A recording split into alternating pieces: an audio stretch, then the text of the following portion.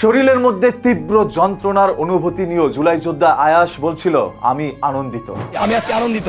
বলতে পারেন কেন আনন্দিত? জুলাই গণঅভ্যুত্থানের পরবর্তী সময়ে 2টি বছর অতিবাহিত হয়ে গিয়েছে। এখনো পর্যন্ত আমাদের শহীদ ভাইরা, আমাদের মা বাবারা তাদের সন্তানদের হত্যার বিচার দেখতে পাচ্ছে না। কিন্তু তাদের সন্তানকে যারা জঙ্গি বলছে, যারা সন্ত্রাসী বলছে, যারা বাংলাদেশ বিরোধী বলছে, তাদেরকে আমি প্রতিহিত করেছি গত 2 দিন আগে শান্তা ফারজানা আওয়ামী লীগের দোষর। উনি এখানে বোঝানোর চেষ্টা করেছে, যখন জুলাই শহীদদের বিরুদ্ধে বলছিল জুলাই শহীদরা নাকি সন্ত্রাসী আর জুলাই যোদ্ধারাও নাকি সন্ত্রাসী, তখন আমরা আর সইতে পারিনি। আমি একাই সেটাকে প্রতিহত করার জন্য শান্তা ফারজানার মুখ বন্ধ করতে গিয়েছিলাম, তাকে গালের মধ্যে একটি উত্তম মাধ্যম দিয়েছিলাম। সেই পরিপ্রেক্ষিতে শান্তা ফারজানা যখন আজও আবার সমাবেশ করার জন্য মশাল হাতে রাস্তায় নেমেছিল, তখন ওইখানে দাঁড়িয়েও বর্তমান সরকার এবং জুলাইয়ের বিরুদ্ধে নানা ধরনের বক্তব্য দিচ্ছে। জামায়াত ইসলামকে আখ্যায়িত করছে তারা নাকি সবাই জারজ। এই সকল কথাগুলো আমরা সইতে না পেরে আমি আমার সহকারী অন্যান্য জুলাই যোদ্ধাদেরকে ফোন দেই তারা যেন এখানে আসে, কিন্তু নানা ধরনের ব্যস্ততার কারণে তারা উপস্থিত থাকতে পারেনি। তাই আমি ও আমার সাথে আরো 2 জন সহকারীকে নিয়ে আমরা 3 জনই 25 জনের উপরে ঝাঁপিয়ে পড়ি, কিন্তু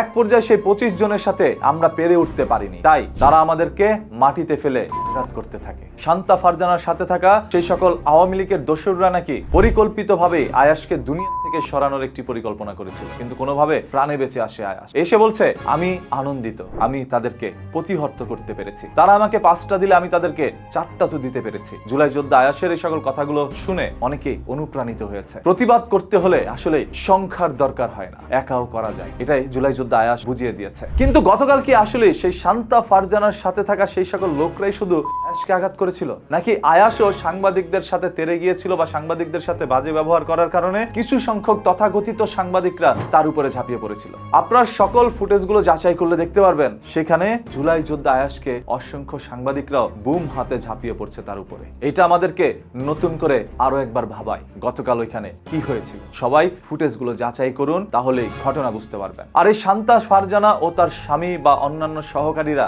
কিসের এজেন্ডা বাস্তবায়ন করার জন্য রাস্তায় নেমেছে সেটা আপনারা বুঝতে যদি না পারেন কমেন্ট করে জানান, পরবর্তীতে বুঝিয়ে দিব। প্রকাশ্যে আওয়ামী লীগের সমর্থন করে বর্তমান সরকারকে বলছে এই সরকার নাকি অবৈধ সরকার। তারেক রহমান সরকার অবৈধ, এই বিষয়গুলো কিন্তু মাথায় রাখতে হবে।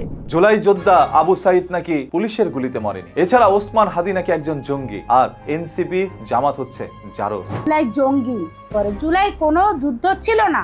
কিসের যুদ্ধ? কার বিরুদ্ধে যুদ্ধ করেছেন? তাদের 14 গোষ্ঠী জারজ, হাসনাত 14 গোষ্ঠী জারজ, নাহিদ 14 গোষ্ঠী জারজ। এই সকল কথাগুলো বললে কে কি সহ্য করতে পারে? একজন মহিলা মানুষ যে কতটা নিকৃষ্ট হতে পারে সেটা শান্তা ফারজানাকে দেখলেই নাকি মানুষ বুঝতে পারে। এই সবকিছু মানুষের মতামত আমি আপনাদের সামনে তুলে ধরলাম। এখন আপনাদের কাছে কি মনে হয় আপনারা ওইটা একটু কমেন্ট করে জানান। প্রতিদিনের এই ধরনের ঘটনা, দুর্ঘটনার কোনো সত্য জানতে চোখ রাখুন নিউজকিতে। পেজটাকে এখনই ফলো করে রাখেন।